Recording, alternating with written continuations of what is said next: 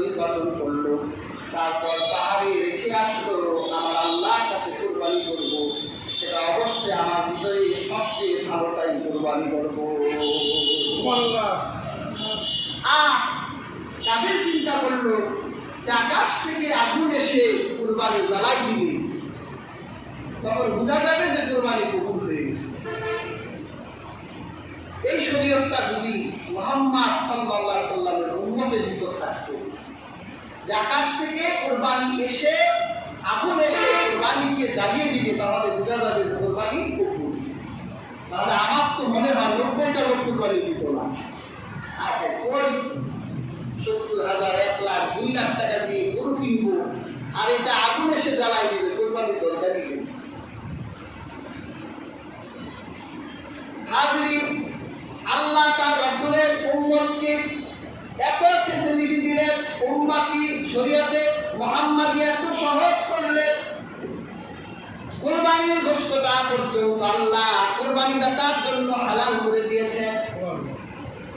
আর আদমের ছেলে হযরত হাবিব সবচেয়ে দামি দুম্বাটা নিয়ে পাহাড়ে রেখে আসলো, আর কাবিল চিন্তা করলো আগুন দিয়ে কেউ জ্বালিয়ে দিবে, ভালো কাজে আর দরকার নাই। কিছু বনের বীজ সংগ্রহ করলো, এর বেশিরভাগ চিরা বন্যায় ভিতরে। এরপর যেই সকল শস্যগুলো হাজির করলো, আম কাঁঠাল সাপোজ ধরে সবগুলো পচা, এগুলো পাহাড়ে রেখে এসে দুই ভাই পাহাড়ের নিচে দাঁড়াই রইল। আগুন আসে না কেন, আগুন আসে না কেন, হঠাৎ করে দেখে আকাশ থেকে আগুন নামছে। দুই ভাইয়ের মনের ভিতরে জল্পনা কল্পনা, আল্লাহ জিকিরে নিমগ্ন হয়ে গেছে। হাবিল আল্লাহ জিকিরে নিমগ্ন হয়ে গেছে। হে আল্লাহ, আপনি আমার কুরবানি চালায় দেন, আমার কুরবানি কবুল করে দেন।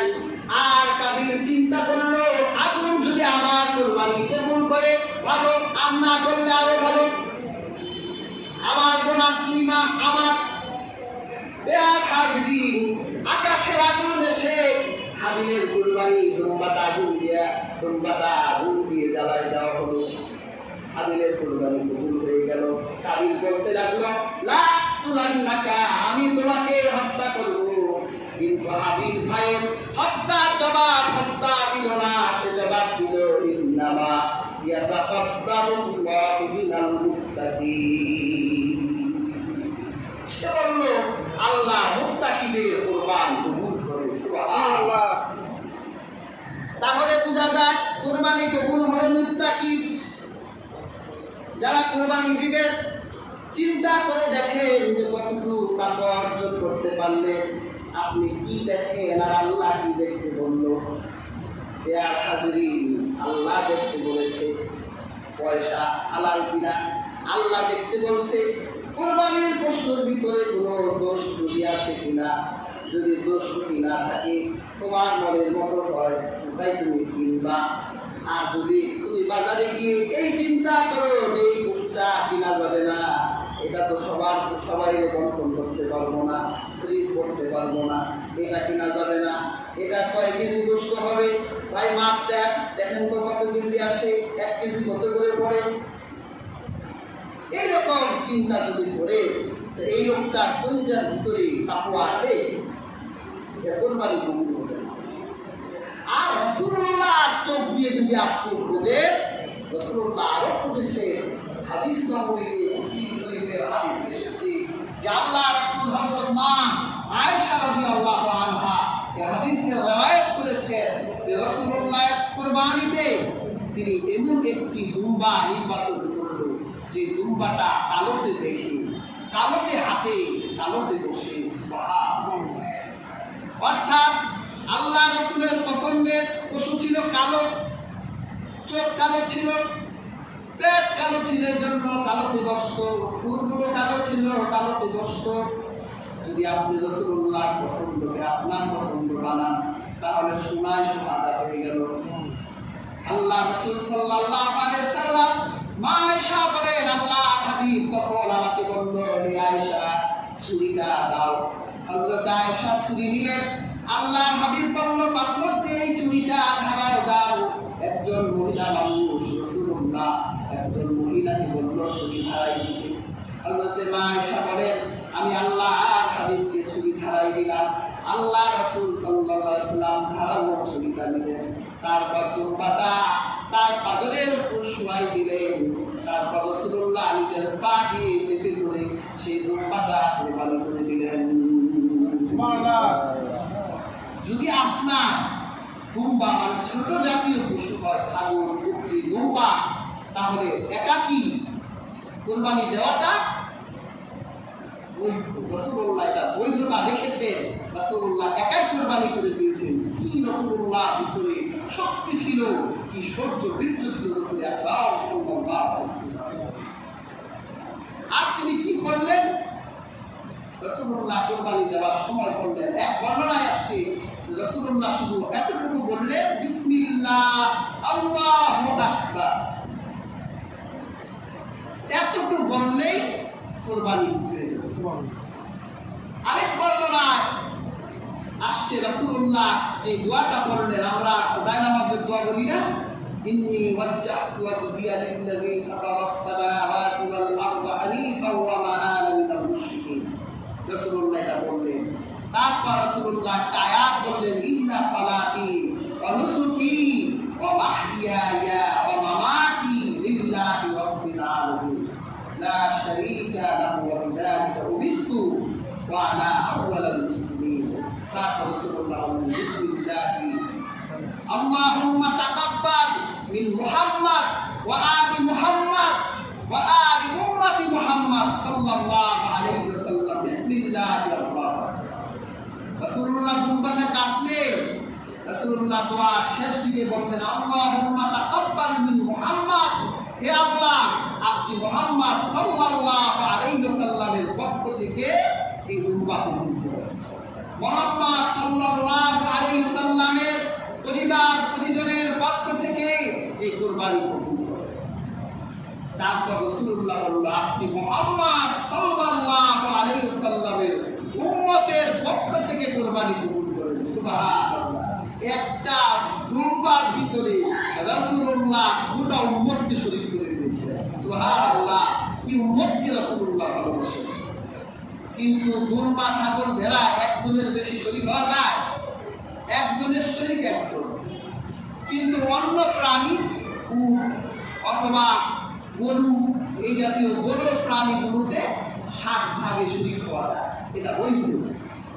সাহাবায়ে কেরাম করতে, কিন্তু আমাদের দেশে আহলে হাদিস নামের একটি সম্প্রদায়, তারা 7 ভাগটাকে অস্বীকার করে, যে 7 ভাগে দেয়া যাবে না। 7 ভাগে দেয়া যাবে এই ব্যাপারে সহিহ হাদিস আছে। হাজিরিন, রাসূল করিম সাল্লাল্লাহু আলাইহি ওয়াসাল্লাম হযরত জাবের থেকে একটি হাদিসে রাসূল পাক সাল্লাল্লাহু আলাইহি ওয়াসাল্লাম বলেন, আন জাবির ক্বালা নাহাদনা মা রাসূলিল্লাহ সাল্লাল্লাহু আলাইহি ওয়াসাল্লাম আমাল হুদাইবিয়া। আমরা হযরত জাবির বলেন যে রাসূল পাক সাল্লাল্লাহু আলাইহি ওয়াসাল্লামের সাথে হুদাইবিয়াতে যখন গিয়েছিলাম, তখন আমরা কুরবানি দিয়েছিলাম আল হুদনা আন সাবআ, এমন গরুতে যে গরুতে 7 জন শরীক ছিলেন, আল বাকারাতা আন সাবআ, এবং এমন গরু এবং এমন উটে আমরা শরীক হয়েছিলাম যাতে 7 জন ভাগ ছিল। তাহলে হযরত জাবের রাদিয়াল্লাহু তাআলা আনহুর হাদিস থেকে আমরা বুঝতে পারলাম যে হুদাইবিয়ার দিন রাসূলুল্লাহ গরুতে এবং উটে 7 জন শরীক রেখেছিলেন। তাহলে বোঝা যায় যে 7 জনেও কুরবানি দিতে পারে। কিন্তু হাজির এই হাদিসগুলোকে তারা ডিনাই করে, আহলে হাদিসরা এই 7 ভাগের এই হাদিসগুলোকে অস্বীকার করে। তারা বলে যে না, ছাগলের একজন, গরুতেও একজন, তবে 7 জন দেওয়াটাও বৈধ। রাসূল করিম সাল্লাল্লাহু আলাইহি ওয়াসাল্লাম কুরবানির পশুকে চিহ্নিত করার জন্য মালা পরাতে বলেছেন, যে তোমরা যেই কুরবানির পশুগুলো তোমরা কুরবানি করবা, এগুলোকে তোমরা মালা করাও। হাদিসে নববীতে আসছে, আয়েশা রাদিয়াল্লাহু তাআলা আনহা রাসূল পাক সাল্লাল্লাহু আলাইহি ওয়াসাল্লামকে মালা সম্পর্কে জিজ্ঞাসা করেছিলেন। তখন রাসূল করিম সাল্লাল্লাহু আলাইহি ওয়াসাল্লাম বলেছিল যে তোমার বাবা আবু বকরকে বলো যে সে যেন তার কুরবানির পশুকে মালা করায় দেয়। হযরত মা আয়েশা বলেছেন, আমি নিজের হাতে মালা তৈরি করে কুরবানির পশুকে করাই দিয়েছি। তাহলে এটা নির্ধারণ হয়ে যায় কোনটা কুরবানির আর কোনটা চাইলাবে? তো চোরে চুরি করতে আসলে একটু ইমান থাকলেও চিন্তা করবে যে না কোরবানিটা নেওয়া যাবে না।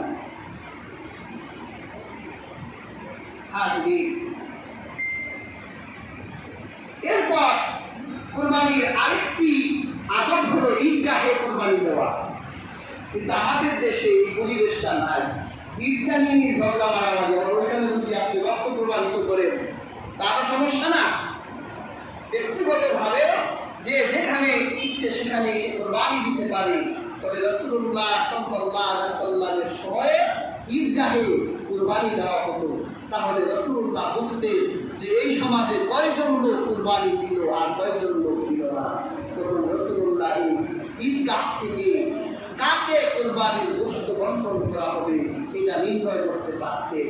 এই জন্যই তখন রাসূলুল্লাহ ঈদগাহে কোরবানি দিতেন।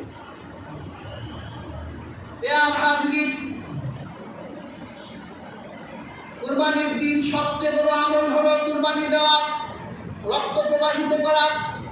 আল্লাহ হাবিব সাল্লাল্লাহু আলাইহি সাল্লাম বলেছেন কুরবানির পশুর শিং, রক্ত এগুলো কিয়ামতের দিন কুরবানি দাতার পক্ষে সহায়তা করবে। আপনারা তো গোশত খেয়ে ফেলেছিলেন, রক্ত খাওয়া যায় না, শিং খাওয়া যায় না, লোম খাওয়া যায় না। কোরবানি আল্লাহর কাছে তো মর্যাদাবান। এর শিংগুলো বিফলে যাবে না, পশমগুলো ব্যর্থ যাবে না, কোরবানির দেওয়া পশুর গলার দড়িগুলো ব্যর্থ যাবে না। কিয়ামতের দিন তার শিং আর লোমগুলো আল্লাহর সামনে দাঁড়িয়ে বলবে, হে আল্লাহ, আমার মালিক হালাল পয়সা উপার্জন করেছে, রক্ত পানি করা পয়সা দিয়ে আমাকে ক্রয় করে আপনার সন্তুষ্টির জন্য জবাই করেছে। আমরা শিংগুলো আজ বিফলে যাব না, লোমগুলো আজ বিফলে যাব না। আমরা আমাদের মালিকের জন্য সুপারিশ করলাম। আল্লাহ রাব্বুল আলামিন বলেন সেই দিন কোরবানি দেওয়া পশুগুলোর শিংয়ের শাফাআত কবুল করা হবে। এত মর্যাদাবান কোরবানি দেওয়া, এত গুরুত্বপূর্ণ, এত মর্যাদা, এত ফজিলত। আর হারাম পয়সা দিয়ে দিলে ওর শরীরে যে হাড় হাড্ডি মাংস যা জন্মাইছে আর সেই কোনো লোক বলে আল্লাহর সামনে দাঁড়াই করবে, আল্লাহ বদমাশ ঘুষ খাইছে। কত মানুষকে দিনহীন করে দিয়েছে। রেজিস্ট্রার অফিসে বসত গরিব মানুষ, কুরবানির মৌসুমে ভাইয়ের সাথে ঝগড়া লাগছে, 80 অল্প কয়টা পয়সা রেজিস্ট্রারের কাছে গেছে, বলে কুরবানি আসছে, আপনার বাড়ির একটু গরু কিনে দিতে হয়, হাদিয়াটা ভাইয়ারে দিতে চান। ওই পয়সা দিয়ে আপনি পশু কিনেছে, আর ওই পশু আল্লাহর সামনে দাঁড়াবে না, এটা কখনো হতে পারে না। মানুষকে ঠকানোর পয়সা দিয়ে কোরবানি হয় না, এটা ঠাট্টা। ওইটা শির লোক, ওটাও আপনার আল্লাহ আদালতে মামলা দায়ের করে। হাজরি চিন্তা করে কি করতেছে। কোরবানি যখন হয়ে যাবে, গোশত নিয়ে একটা দ্বন্দ্ব আছে, এটা কি করা হবে? হাজরি মুস্তাহাব আমল আমাদের দেশে সেই প্রাচীন কাল থেকে হয়ে আসছে। হাদিস নববীতে আল্লাহ হাবিব সাল্লাল্লাহু আলাইহি সাল্লাম বলেছেন, কুলু ওয়া আকিমু ওয়া দাখিলু। আল্লাহ রাসূল বলেছেন, তোমরা কুরবানির পশুর গোশত খাও আর জমা করে রাখো। নিজে খাও, খাওয়াও, তাদেরকে খাওয়াবে, আত্মীয় স্বজনকে খাওয়াবে। আর যাদেরকে আর সমাজে যারা কুরবানি দিতে পারেনি তাদের বছরেও সাহস হয় না যে 1 কেজি গোশত কিনে খায়। এমন লোক আছে না? অবশ্যই। এখন আগে গরুর গোশত না খাইতে পারলেও একটা ব্রয়লার মুরগি কিনে খাইতে, এখন ব্রয়লার মুরগির দামও গরুর গোশতের 8 কেজি সমান হয়ে গেছে। এমন মানুষ এই সমাজে আছে। গতকাল এক মুরব্বী মুরব্বীর মসজিদের বারান্দায় ঘুমাইছে। উনি সন্ধ্যার সময় আমার কাছে এসে বলল যে হুজুর, আমি আপনার মসজিদের বারান্দায় ঘুমাইতেছি। আমি ওনাকে জিজ্ঞাসা করলাম আপনি কোথা থেকে আসছে, তো ওই পারের কথা বললো, আপনি করেন নাকি? উনি বললো যে আমি পাতায় শিল দিই। এত বৃদ্ধ বয়স, আপনার বয়স প্রায় 80-85 হয়ে যাবে, এখনো কষ্ট করে খান, ছেলে পেলে নাই? লোকটা বললো যে ছেলে আছে, বিয়ে শাদী দিয়ে দিছি, ছোট ছেলেটাকে রোজার মাসে কাতার পাঠিয়েছি, তো ছেলেটা এখনো কাজ পায় নাই, খুব চিন্তার মধ্যে আছি।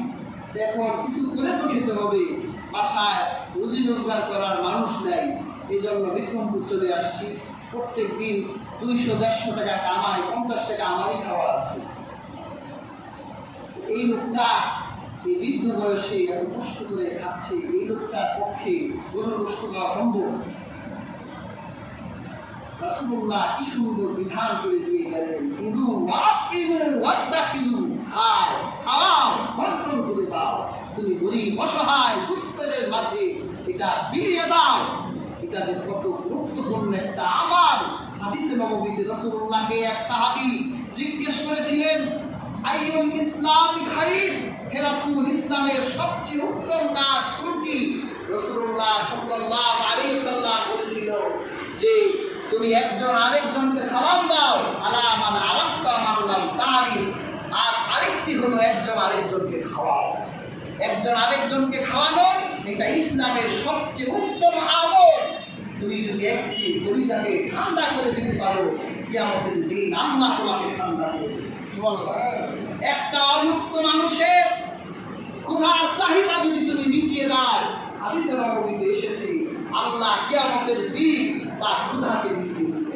তুমি যদি একজন বিবস্ত্র লোকের শরীরে কাপড় কিনে দাও, আল্লাহ কিয়ামতের দিন তোমাকে জান্নাতের কাপড় দিয়ে ঢুকিয়ে দিবে। সুবহানাল্লাহ। কাজে আজকে এটা ফ্রিজে রাখেন না, 4টা রাত ধরে রয়েছে, চার বিয়াই বাড়ি পাঠাই দিচ্ছেন, আপনারা 4 জন মজা করে খান, কোনো সমস্যা নেই। সমস্যাটা আসলেই নেই, খাওয়াইতে পারে খাবে। একজন ধনী লোক তার কুরবানির গোশত তার আরেকজন ধনী ব্যক্তিকে দিতে পারে, জায়েজ বৈধ কাজ। কিন্তু ধনী লোকটা তো নিয়ে খাইতেই পারে, আপনি তাদেরকে খাওয়ান, তারা দুনিয়া থেকে আপনার জন্য দোয়া দেবে, আরো সে দোয়া কবুল হয়ে যাবে। সুবহানাল্লাহ। কাজে হাজির, কুরবানির গোশতগুলোকে 3 ভাগ করাটা মুস্তাহাব। এটা করবে, এভাবে দিবে, কাজ পূর্ণ করবে। তবে আরেকটা মাসালা, এটা শেষ মাসালা বলছি, আমাদের দেশে কুরবানির দিন যে মজুর নিযুক্ত করি তাদের ব্যাপারে এই গোশতের বিধানটাকে বলবে। আরবি ভাষায় বলা হয়েছে কসাই। আমাদের দেশে তো আমরা কসাই বলি না, অনেকে দেখলাম গেঞ্জি কিনছে, গেঞ্জিতে লেখা 1 দিনের কসাই। আমাদের দেশে আমরা এদেরকে মজুর বলি। দেখে কুরবানির দিন এরাও তো এদের সন্তানদের সাথে ঈদের আনন্দ করতে পারত না, কিন্তু এগুলো ভোগ না করে তারা একজন কুরবানির দাতাকে সাহায্য করতে গিয়ে তারা তাদের নিজের ব্যক্তিগত সময়কে তারা নষ্ট করছে। কাজেই তাদের ব্যাপারে ইসলামের বিধান কি হবে, এই ব্যাপারে মিশকাতুল মাসাবিতে হযরত আলী রাদিয়াল্লাহু তাআলা আনহু থেকে একটা রিওয়ায়াত এসেছে। হযরত আলী রাদিয়াল্লাহু তাআলা আনহু বলেন, আমার আলী রাসূলুল্লাহ সাল্লাল্লাহু আলাইহি ওয়াসাল্লাম নাকুমা আলা বুদনিহি, রাসূলুল্লাহ কুরবানিতে তার বুদনার দায়িত্বে আমাকে রাখলেন, পাহারা দেওয়ার জন্য রাখলেন। আমি রাসূলুল্লাহ এই পশুটিকে পাহারা দিলাম। যখন এটাকে কুরবানি করা হলো, তখন রাসূল কারীম সাল্লাল্লাহু আলাইহি ওয়াসাল্লাম বললেন, তাসাদদাকা বিলিয়াহা ওয়া জুনুদিহা ওয়া আজিল্লাতিহা। রাসূলুল্লাহ সাল্লাল্লাহু আলাইহি ওয়াসাল্লাম বললেন যে এর দড়ি এবং এর লাগাম এগুলো সদকা করে দাও। এটা কুরবানি দাতা কুরবানির পশু দড়ি লাগাম এগুলো ব্যবহার করতে পারবেন, এগুলো সদকা করে দিবেন। তারপর রাসূলুল্লাহ সাল্লাল্লাহু আলাইহি ওয়াসাল্লামকে বলা হলো যে আপনি মজুদের ব্যাপারে যাকে নিযুক্ত করা হয় এই মজুদের ব্যাপারে কি ফয়সালা দিবেন। তখন তাকে কি আপনি কুরবানির পশুতে কি গোশত দিবেন? তখন রাসূলুল্লাহ বলেছিলেন, ওয়া আল্লাহ উতিয়াল জাজ্জারা মিনহা, তোমরা তাকে কুরবানির পশু থেকে গোশত দিও না। এটা তুমি তার সাথে চুক্তি হও যে সে কত টাকায় তোমার কোরবানির পশুটিকে কেটে দিবে, তার সাথে তোমরা চুক্তিবদ্ধ হবে। এই চুক্তিতে সে 4,000 টাকা 5,000 টাকাও চুক্তি করতে পারে, এটা তার মন মতো সে করবে। তারপর রাসূলুল্লাহ বলেছেন, ওয়ালা নাহনু মুফতিহি মিন ইনদিনা, যদি আমরা হুজুরকে কষ্ট দেই তাহলে তার মজুরি হিসেবে দেব না, আমাদের থেকে দিব। এর অর্থ হলো তুমি তার মজুরিও দিবা, আবার তুমি তোমার নিজের থেকে তাকে গোশতও দিবা। কারণ সে তো গোশত অন্য কোথাও মূল্যে পাইতো না, কিন্তু সে ওটাকে স্যাক্রিফাইস করে তোমার বাড়িতে কামলা খাটলো, বদলা দিল, তোমার বাসায় মজুর খাটলো, তার মজুরিও দিবা, আবার তোমার নিজের থেকেও। কাজে হাজিরে আমরা এই জাতীয় লোকদের ব্যাপারেও ইনসাফ করবো, দয়া প্রদর্শন করবো। আল্লাহ সুবহানাহু ওয়া তাআলা আমাদের প্রত্যেককে আজকের আলোচিত আয়াত থেকে উপদেশ গ্রহণ করা তৌফিক দান করুন। যারা সুন্নাত করেনি সুন্নাত